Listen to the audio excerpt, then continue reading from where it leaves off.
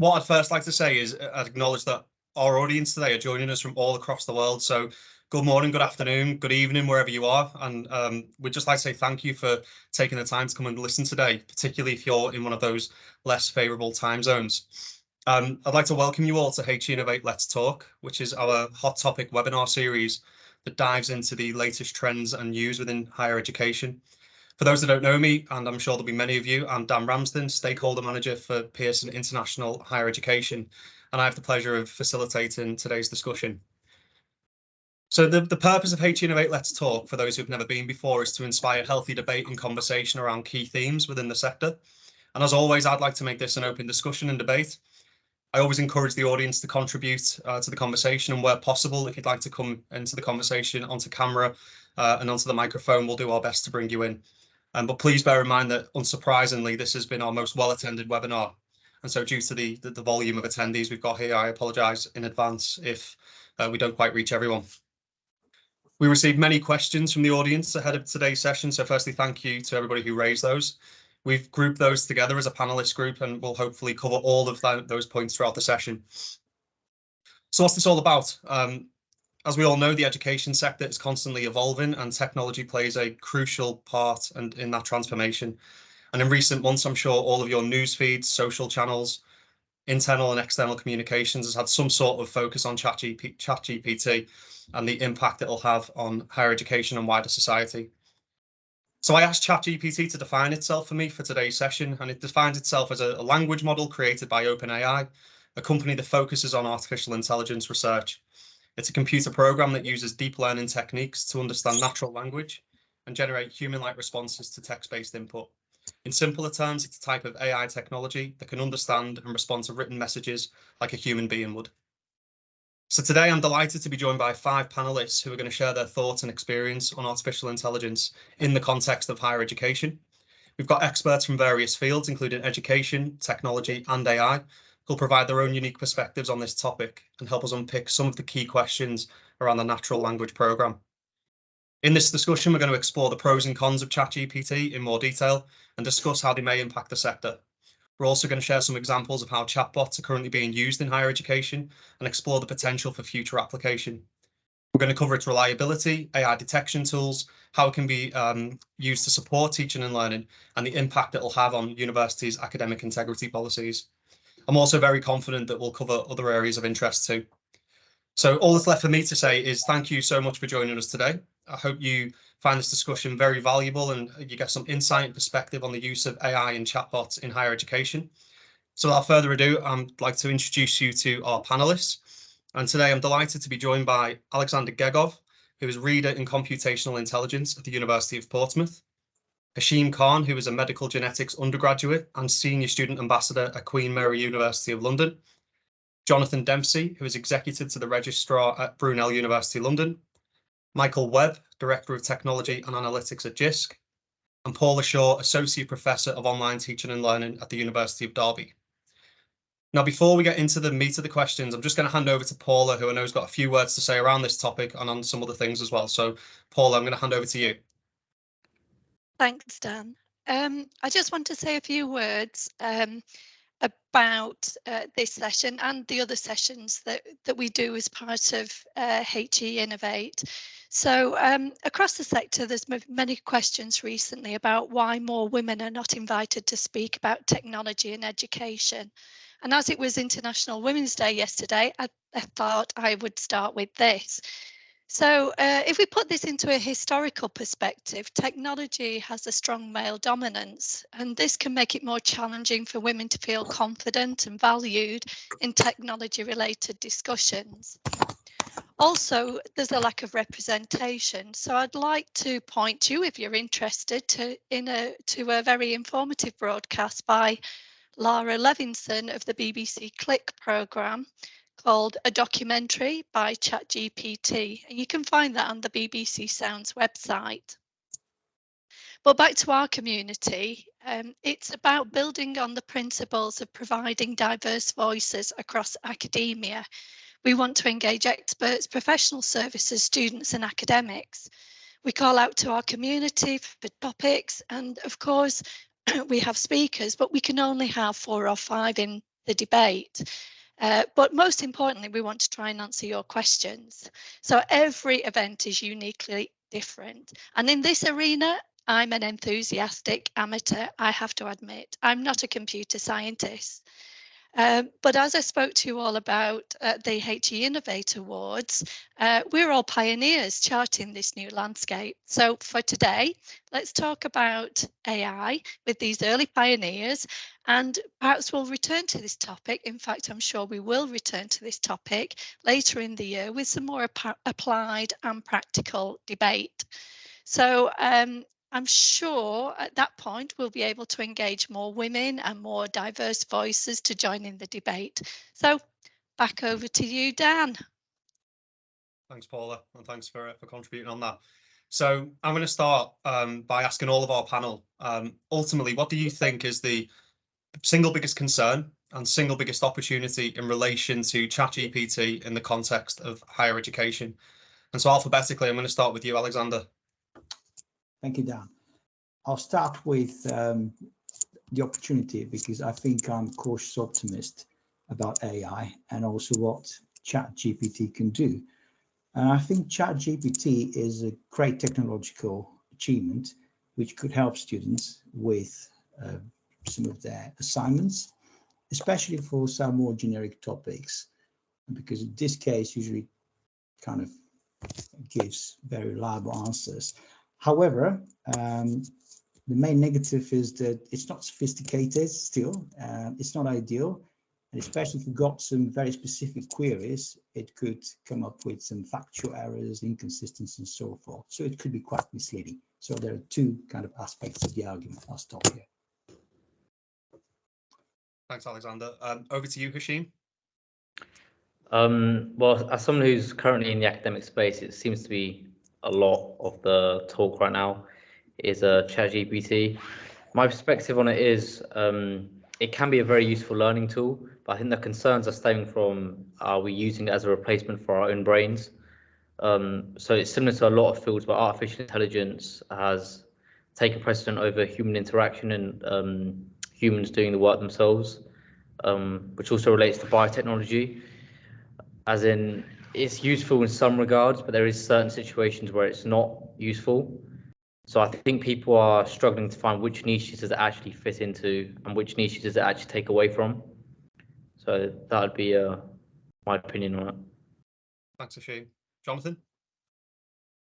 Yeah, so I really like ChatGPT. I love playing with it, even creating songs, everything with it. And I think as a tool, it's a good leveler for people in university, because not everyone knows how to navigate the systems in university. And actually ChatGPT can be really good to say, you go into it and say, hey, I'm not feeling very well, I've got an assignment due in, what am I supposed to do?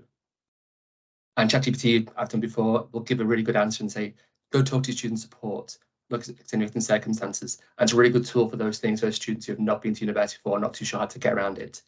The negative is that we can become too reliant on these things, and it can just become, you always go to and you trust it too much. I think we've learned over the last few years, don't trust everything you read. Absolutely. I'm going to come back onto that reliance later on in the conversation. Michael. Oh, sorry, you're on mute. Someone had to go first on that, didn't they? Yeah, absolutely. Yeah, I mean, I think the positive, when it works well, it's amazing. It's kind of like we always imagined AI would be. It's like interacting with something genuinely useful, not frustrating like chatbots have been. And I think it actually makes using AI systems kind of enjoyable. I think the downsides, I just want to highlight some of the kind of broader issues around it. So environmental impact of using these large language models is high. We're in a situation where we've got one company dominating the space at the moment. I know others are joining in, so concerns about, is that a healthy situation to be in? And then we've got issues around copyright, human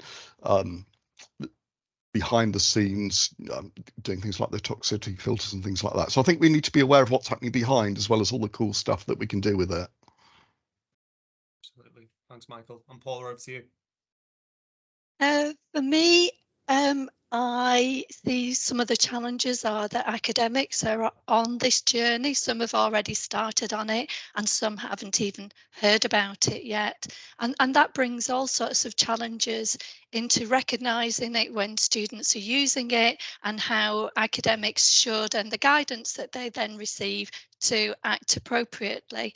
And there's a lot of work to be done from that point of view. I also, there's a lot of talk about the biases, obviously, of AI and how it's particularly westernized and how we overcome some of that. But ultimately, I'm excited about these opportunities to use with students and to use with academics. We just have to get the groundwork right.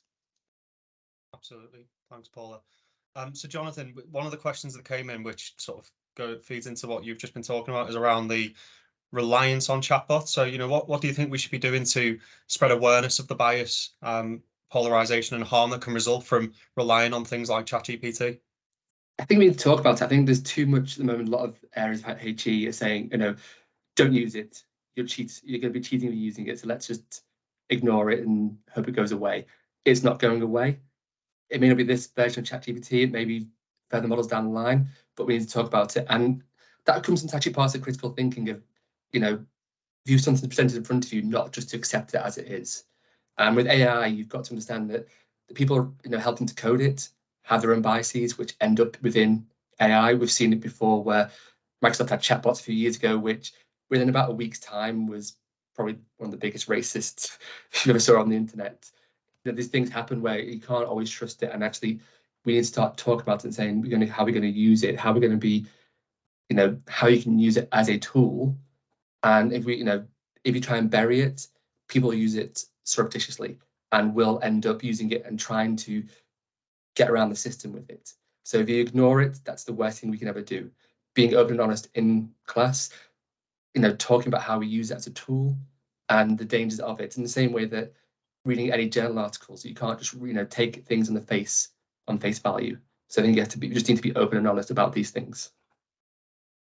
Absolutely, thanks, Jonathan. And Hashim, from a student's point of view, then, somebody who, like you've said earlier on, you've experienced using it, and there's a lot of noise in there. What would your thoughts be around the reliance of a system or tool like this? Well, I think my university's taken the wrong approach. They've taken a real anti-ChatGPT approach.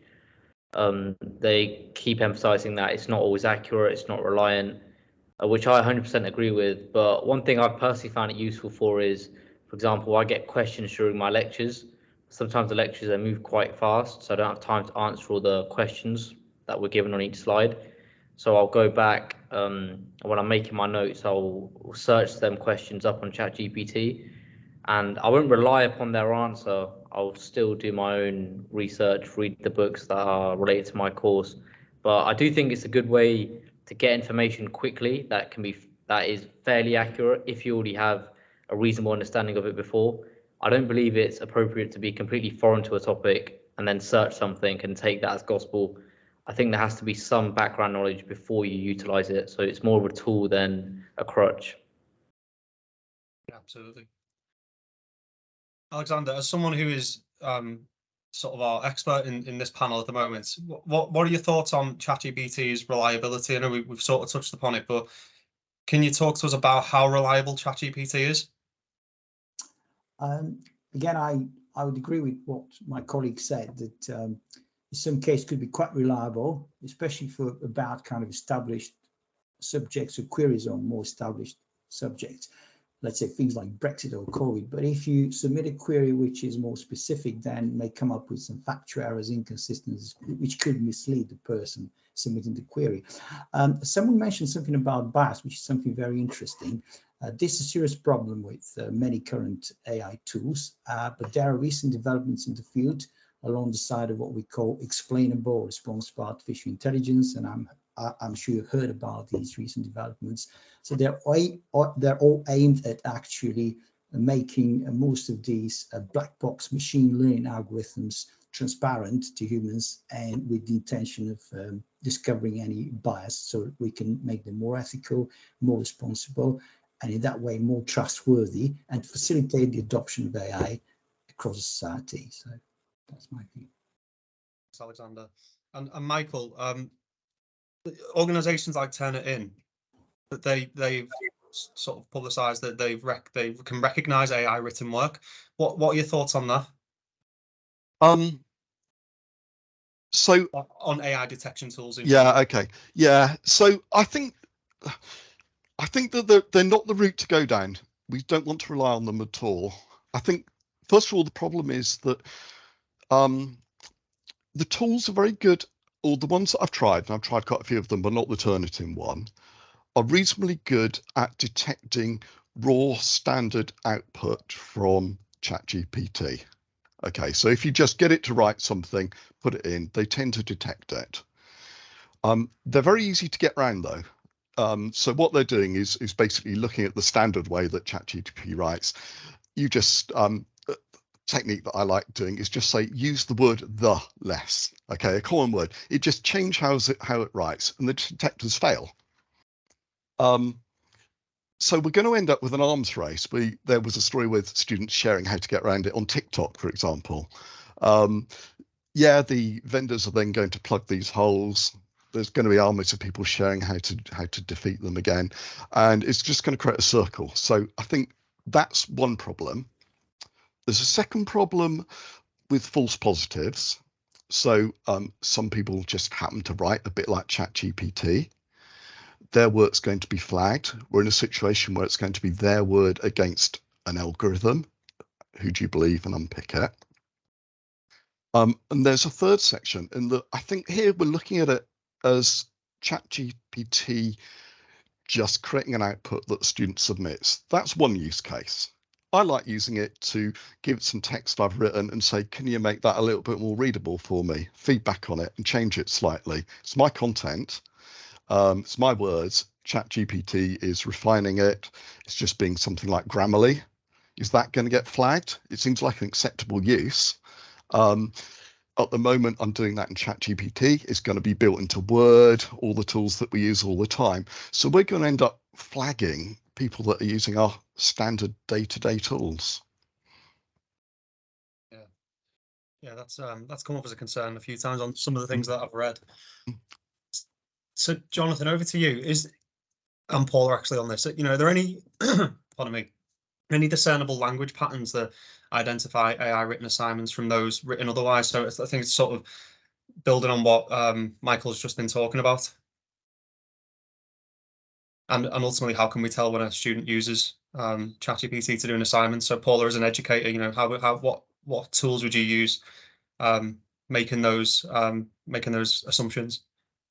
I think Michael hit it on the head, really. You know, there's almost like a fingerprint. If we know our students, we know the fingerprints of our students and the ways in which they write. There are some clear signs that something doesn't feel right. We do that all the time when we're checking for plagiarism or checking students' assignments, length of sentences, for example. If they're all uniformly the same length, then that kind of raises questions for us as about, you know, is this how a human would normally write?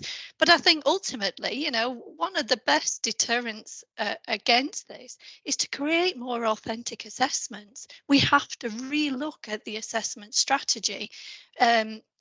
Just asking students to write an essay that could be Googleable, you know, we've absolutely got to move away from that kind of work, but using multiple spaces, thinking about the different spaces and activities that students engage with throughout a module and building authentic assessments around that. Now that is going to be less Googleable, less ChatGPT-able, but I agree with everyone else as well. You know, why not use it as a tool within the classroom? Why not encourage students to use it? And you can use it for all sorts of reasons. You know, radiographers are now thinking about using it to create medical reports, customer service, you know, outputs. How do we advertise? So all different disciplines within higher education could be using this, and then maybe exploring the ethical issues around it, the biases and other things like that. So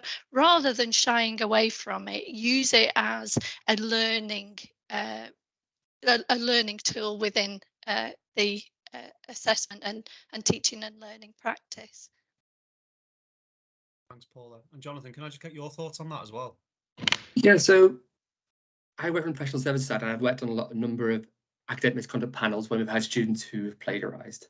Now, often when they come across, it's been picked up not by tenanting, but by the academic, because they've got to know their student. So, whether it's early on when they've done a piece of formative work, which has not gone through tenanting, it's not been done that, it's been marked by the individual to get to know that student. And actually, that's a lot what needs to happen, is to get to know the students, get to know their style. But as Paul said, it's about then offering new ways of assessing. I think there's a lot of universities now who are very much going, we'll just do exams. You can't use ChatGPT in an exam. But that's not really helpful.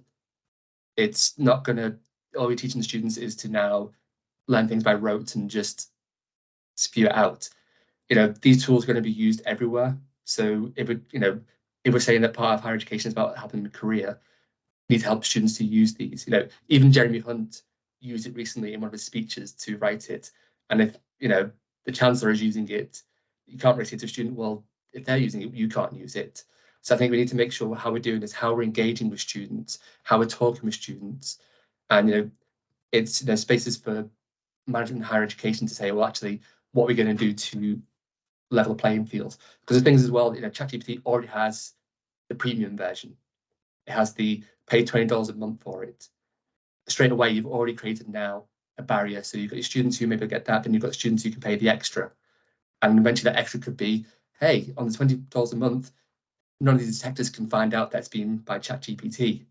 Straight away, you're creating barriers. So, it needs to be making sure that we're removing these barriers for students, engaging with it, and looking at the new ways we can assess. Because it's really hard to use ChatGPT if you're doing a Viva-style presentation when you're talking about the subject and get to understand the subject. I think people have mentioned in the chat, people could go and do a PhD. Actually, the biggest part of the PhD, the end of it, is your Viva, where you've got to stand in front of other experts and show your knowledge. If after your 3 years of doing research, you turn up and go, yeah, I don't really know. Can I just go on the internet a second and ask ChatGPT what I've been doing? You're going to be able to find out pretty quickly. So it's all these things where you've got to engage people on that different level. Thanks, Jonathan. Before we continue with this, while you were talking then, Jonathan, I was reading through the chat, and what I'd be interested for Alexander to explain to us is what is ChatGPT? How, in simple terms, what is it doing to continually learn? And could you talk to us in sort of layman's terms, like how it works? Yeah, well, I have to admit that although I've been doing research in AI for quite a long time, natural language processing is not my particular area. But to the best of my knowledge, based on my observations from ChatGPT, what it possibly does is just collects information from different sources and try to somehow find some logical links and so forth. And the interesting thing is, again, I may be wrong in that, it tries to obviously avoid just the pure duplication of text. I'm not sure to what extent, for example, if you try to run an output from ChatGPT through, let's say, a plagiarism detection system like Turnitin, to what extent you get a similarity score. This may vary, but on the other hand, by trying to do this, I just think that it may come up with some factual kind of inconsistencies and other things. So again, what I'd like to say is that maybe what it is missing is what I mentioned a bit early about AI in general, that just producing an output is not enough. You have to be able, as an AI system, to explain your output in order to raise trust in the users in you. I'm not sure if I clarified myself, and maybe I'm not sure if the creators or developers of ChatGPT are planning to expand its functionality with some explainability features. Thanks, Alexander. And just as a follow-on question to that, in terms of sort of the intellectual property situation with this, how is that assessed? I mean, I don't know if someone wants to come off mute and one of our panelists touch on that point. So is that question to me? Yeah, and then for Paula or Jonathan or Michael or Hashim to follow on. Oh, I'm not an expert in intellectual property rights, and this is really a tricky issue. And I don't know. I think that there should be maybe some new legislation which would kind of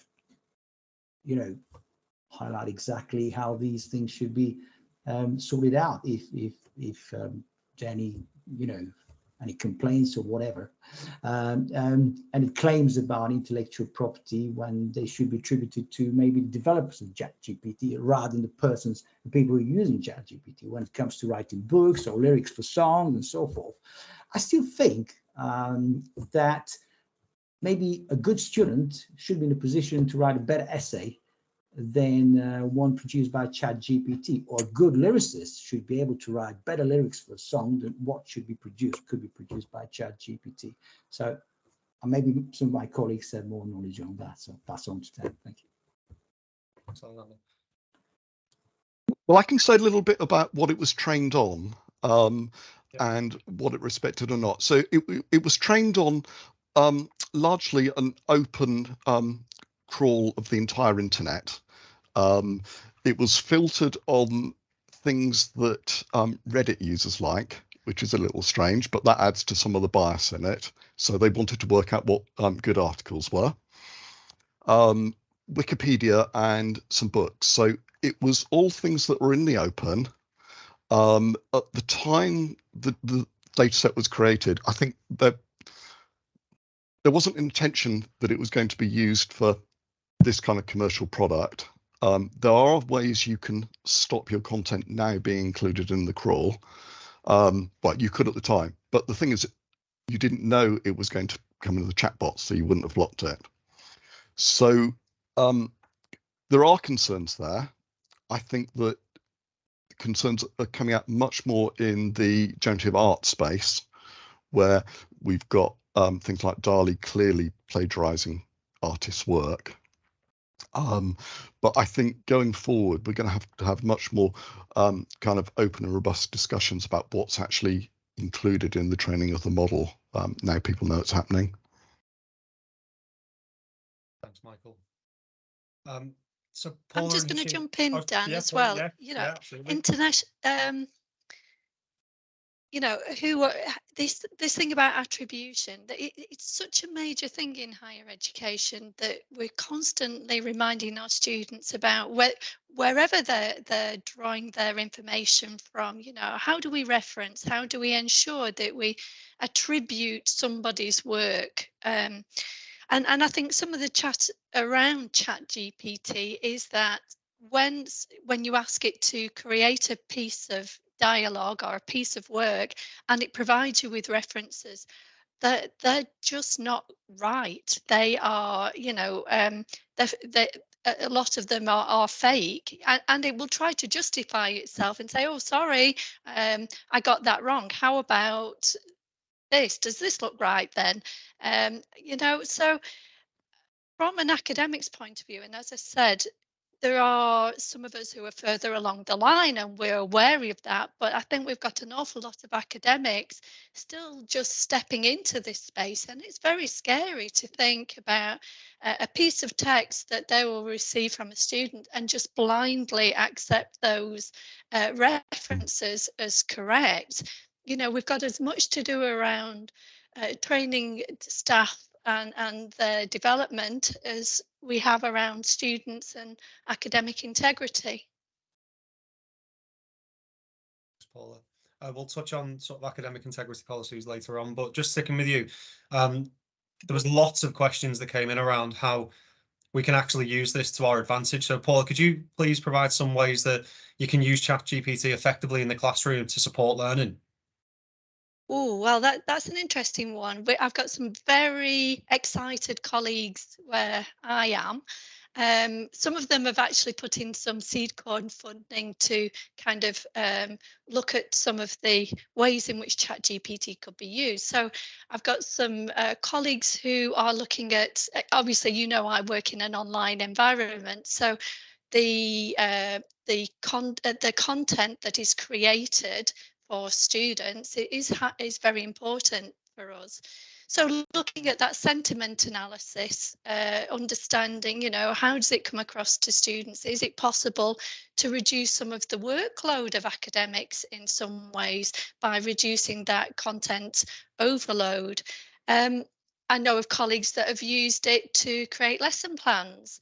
You know, often if you're staring at a blank screen and you've been busy doing tutorials and lessons all day and you've got something to prepare, if you can quickly pull something together and think, oh, where's my structure? Here's my lesson plan. And then you can fill it in with all the clever stuff that you do.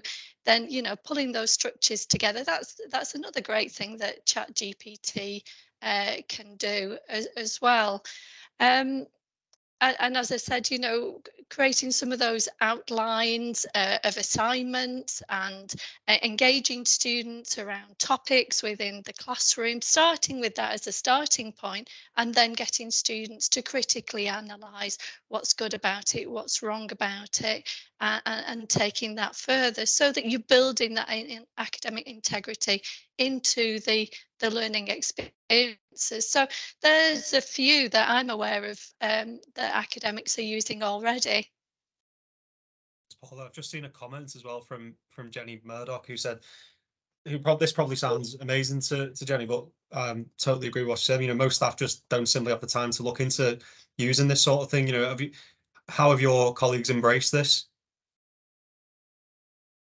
and made time? Is that to anybody? That's to you, Paula. How have our colleagues embraced it? I think Yeah. it's mixed. I can't speak for all my colleagues in the whole institution. Some, as I said, are well on with it and have been really analysing it. We have a focus group set up within the institution, pulling key people together to look at how we inform and advise academic staff, how we inform and advise students. We're involving quality within that conversation as well to look at policies and the policies that need to kind of sit around it. So I don't think this is just an academic issue. This affects the whole institution. This is a potential game changer for the future, and you know, it's possibly bigger than a lot of, you know, a lot of people push it away or stick their head in the ground and say it's not going to happen. It's happening, and it's probably one of the biggest conversations since COVID that perhaps academia it should be having. Paula. Oisin, we've just heard Paula before she did that little piece around how she would use this to support students. What I'd really like to hear from a learner's perspective is, you know, how would you like to see this being embedded into your courses? I think the information that it provides for specific topics should be more open. A lot of my lecturers are like quite against using it to get further into a topic, but I think it should be the opposite. I think the information that's providing, obviously given that it's correct and it correlates with what the lecturer, who's an expert in their field, is going to understand, can use it to actually emphasize a certain point. And one thing I think also, there's a lot of, in my degree personally, there's a lot of long step processes that we have to learn. And it's very difficult stuff to find online. It's just, some of it's just too niche or it's far too long. So what I find with ChatGPT, as long as you've got a base level of knowledge to where you can check what ChatGPT is saying against your own knowledge, it's really, really useful for stuff like that. So I'd say subjects which are particularly voluminous like mine, ChatGPT can help condense information. So with students that struggle with workload, which for me, I know it's like a lot of STEM students, it could be something that's useful for them. But then in other subjects, which are have less volume and are maybe more conceptually difficult, it may not be as useful. Thanks, Oisin.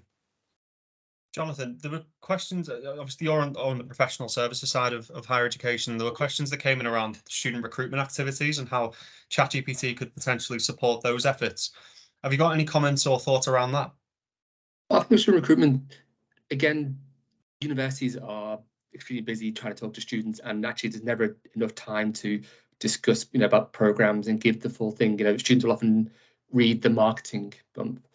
Now, ChatGPT again, will, once it starts crawling into a bit more, can bring in more stuff about subjects, but it maybe talk about what the subject could take you career-wise, what are the things you can do with it. But also I think it allows from just more conversation to start something off, which then I think should lead to a human. So not chatbots will have, you'll chat to somebody, and once you get to a certain point, then go to a human. It shouldn't be the end point of anything we're doing. And I think it can be quite easy just to stop and say, well, the smart AI has told us everything we need to know, and we'll stop there. There should still be human interaction. And the concern is that some companies will go, oh, we can just save some money here and just have ChatGPT doing it. But you see a lot of universities now will have student ambassadors who do a lot of the talking to students, because actually what students want to know is, what's it really like? And ChatGPT is never going to give you that.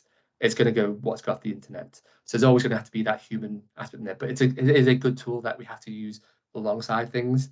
But we shouldn't be just saying, oh, this is the holy grail now to make our lives easier. We can reduce staff costs because you don't need to hire as many members of staff now to do these things.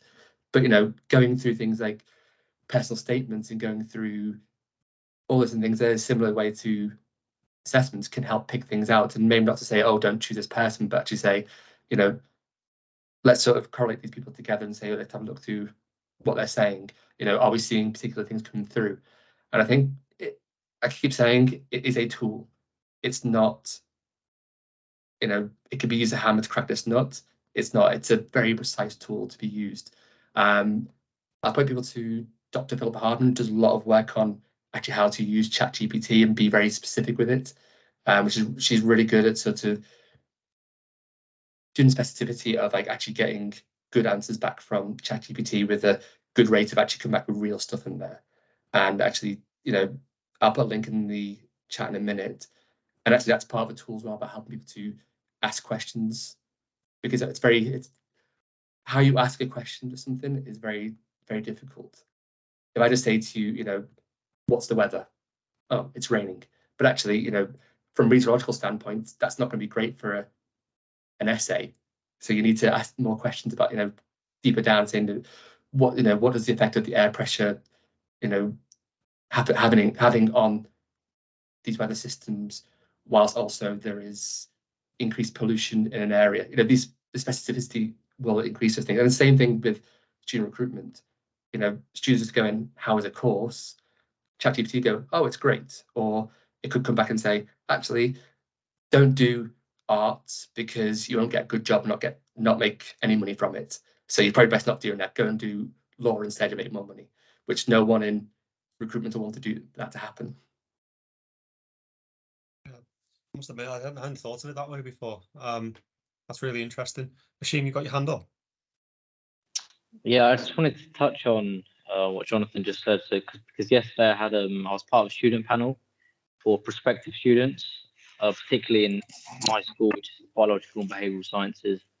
And that just got me thinking that I struggle to comprehend an artificial intelligence system telling the students what me and my fellow people on the student panel were saying.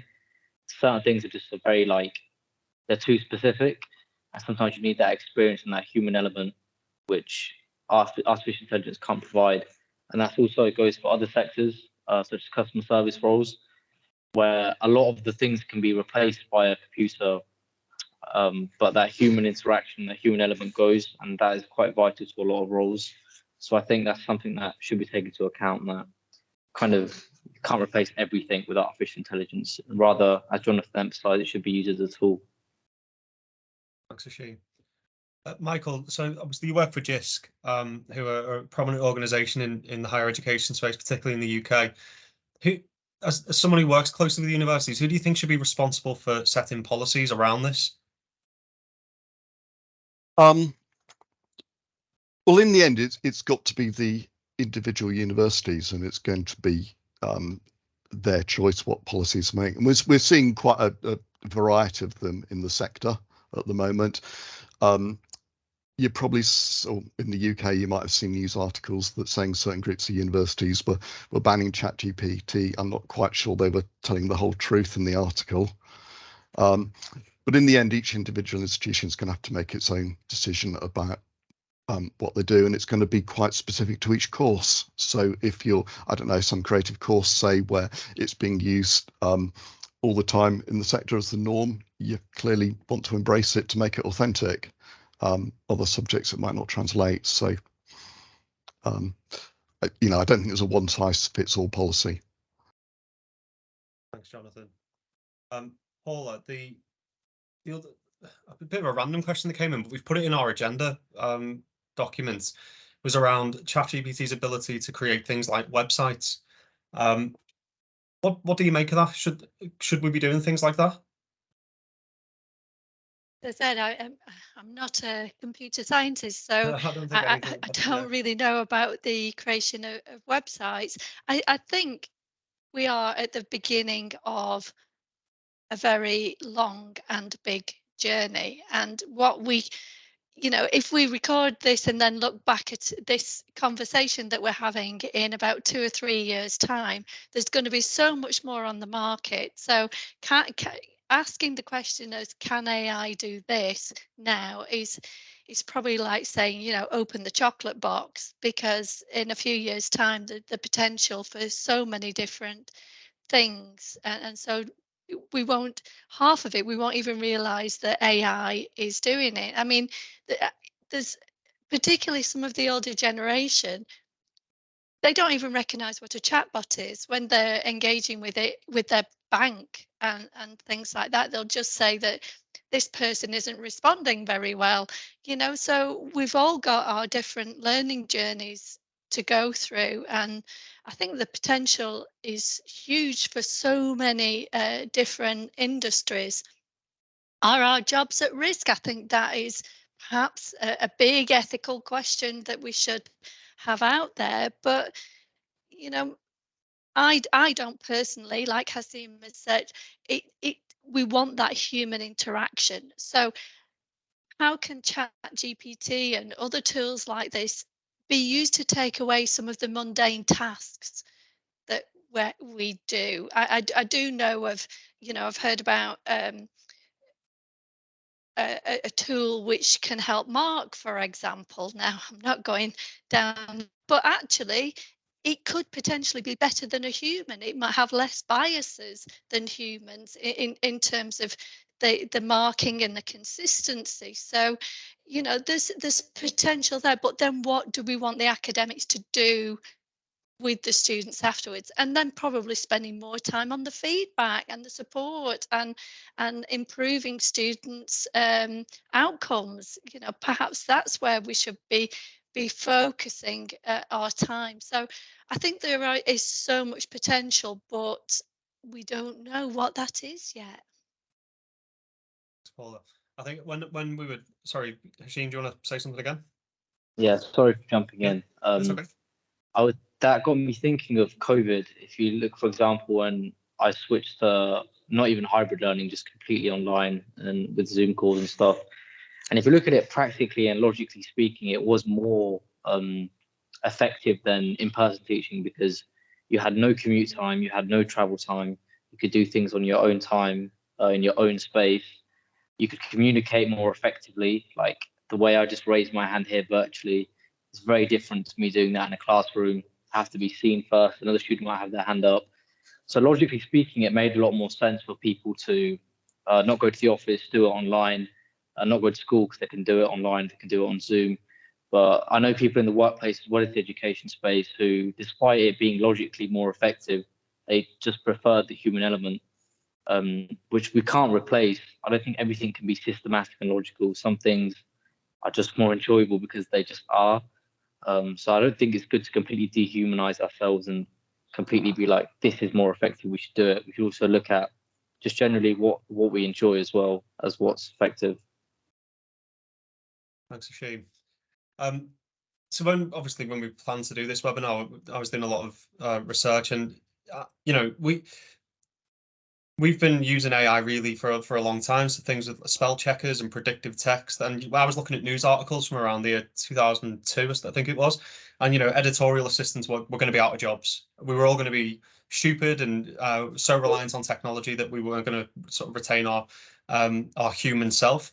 So one of the questions that came in, which I think was interesting, which I'd like all of you to contribute on, is that the main people concern is that this sort of technology is just going to make us dumb, and are we gradually, becoming so reliant on it that that it's sort of affecting our own capabilities.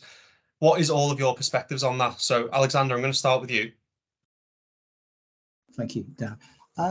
Well, I have to say that we shouldn't be afraid of what AI can offer us. We should embrace it, and we need to, we need to make the best of it. I don't think people get dumber because people can focus on other things that AI still cannot do.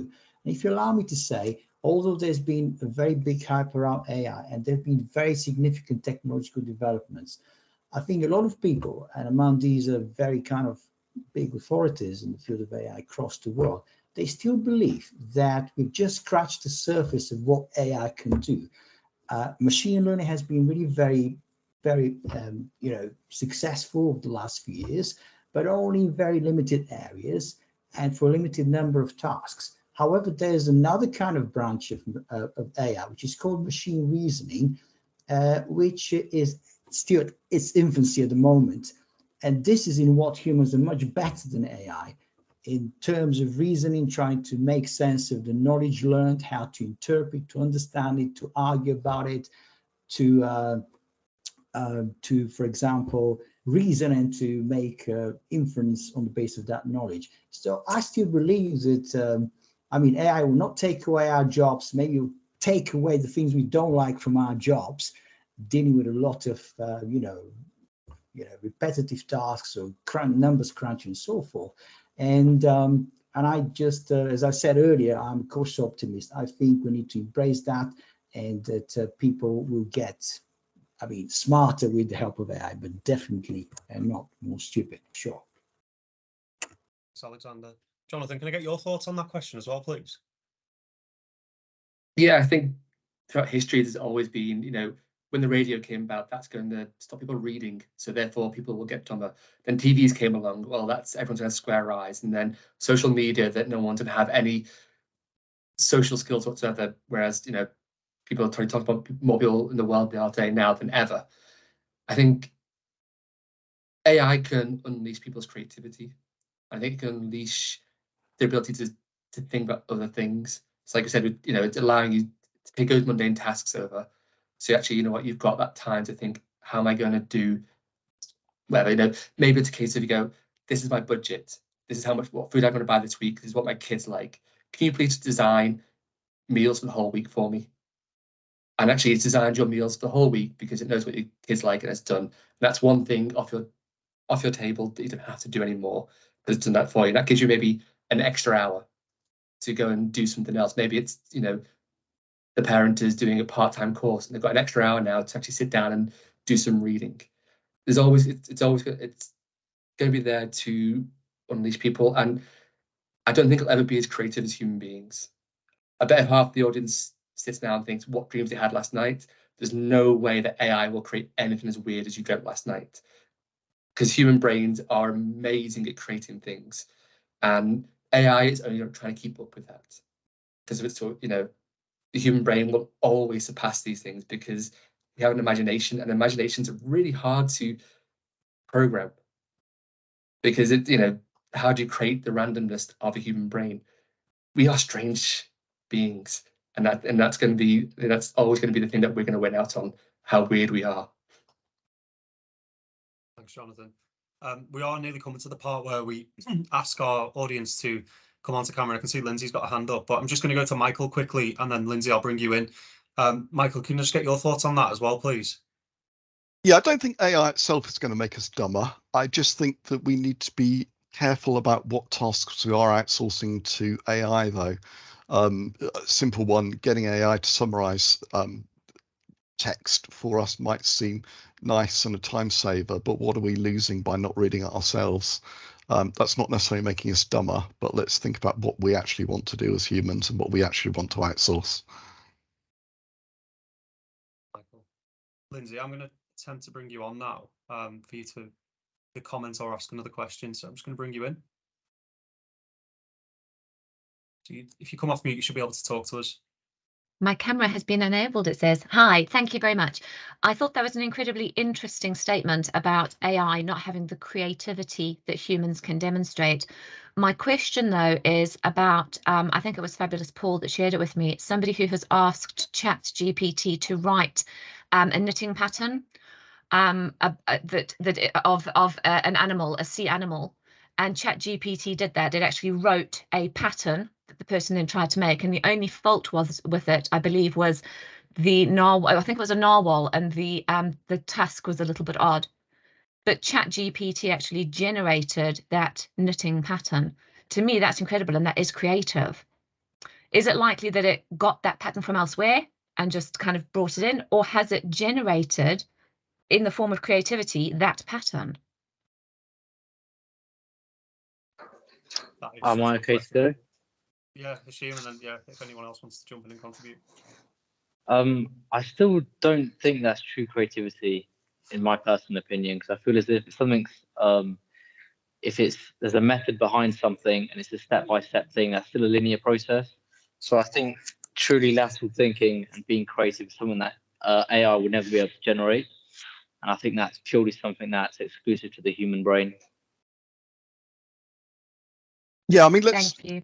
if we think what's really happening there, it knows what a narwhal is, it knows what a knitting pattern is. It's just predicted a sequence of words that combine those two sets of knowledge. Which is incredibly clever. So we need to find a way to utilize that effectively, especially for the use of our students, I guess. Absolutely. I'm not saying it's not clever. I think it's just slightly different to human creativity. Thank you. And look, this is the purpose of having these big discussions, so we can raise points like this. We're nearly at the end now, so I mean, feel free to start putting some questions in. And like Lindsay, if you want to come on and have a conversation with us, you can.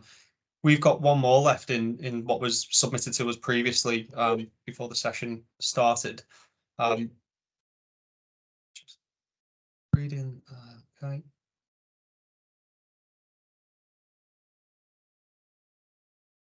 And it's around, it's ultimately around the sort of academic integrity policies and assessment. So if you all have to make a sweeping statement about where you see assessment in the next 1 to 3 to 5 years, where would that be?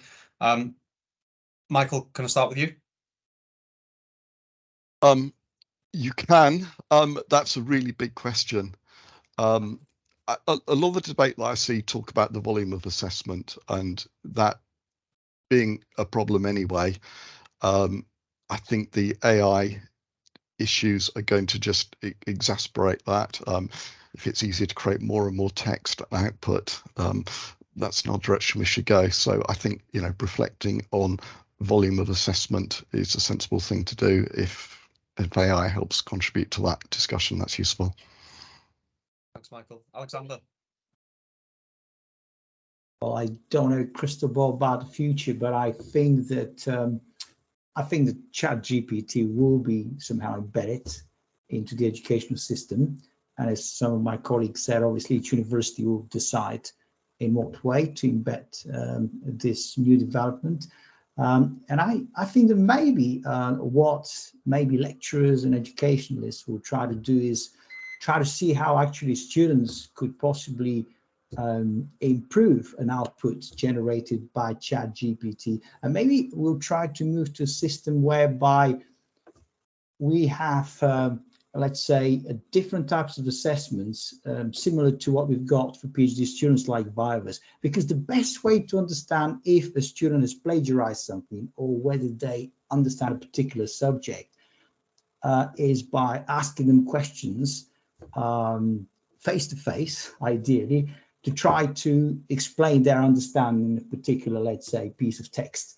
And also, I think that there's something which may be not very related to this conversation, but maybe closed book exam will slowly kind of disappear, because for me, they're something from the past. These days, I don't think if you start work anyway, you have to do something by just memorizing something and reproducing it on exam paper without being able to refer to other sources. So I'll stop here. Thanks, Alexander. Paul, have you got any comments on that? Yeah, I mean, there was an earlier comment that we made about exams. Now, exams for us in an online environment are really difficult. It's tricky. Organising exams in different parts of the world and ensuring that the invigilation is correct and all that, it creates masses of problems. So I don't think going back to an exam culture is necessarily the right answer. And equally, I don't think that all types of assessments should be vivas, because I'm really concerned about academic workload on top of everything else. Hosting a viva, is extremely time consuming. So, we have to consider all things in the round, what is good for the student, but also what is manageable within our higher education systems. So I think we need to take a good look at assessment and what it actually means. And I think in some ways the apprenticeships have some of the right elements that I would say we need, because they don't just look at knowledge, it's also about skills and behaviours, and they are of equal weighting. Higher education has focused perhaps far too long on the cognitive Bloom's taxonomy aspect of it, and perhaps not looked at the whole human that we are developing.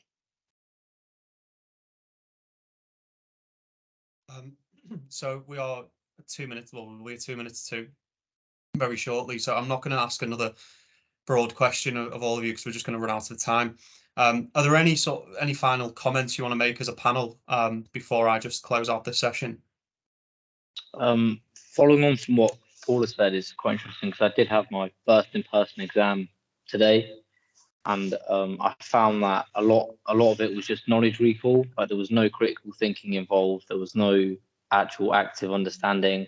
It was just pure regurgitation, like it is at GCSE and A level typically. And I don't think that's effective. I prefer my open book exams, that where the questions are so difficult that you actually do need to go out and seek resources to use. That way it's more active thinking rather than passive, which, as you're saying, Paula, creates a better student, a better rounded individual by the end of the degree, rather than just someone who can regurgitate information. Thanks, Shane, for contributing on that. So look, we are practically at the end of this session. I find this completely fascinating. I have very little knowledge on it, but it just blows my mind talking to people like yourselves about this topic. Now, my North American counterparts are running a session on the 30th of March.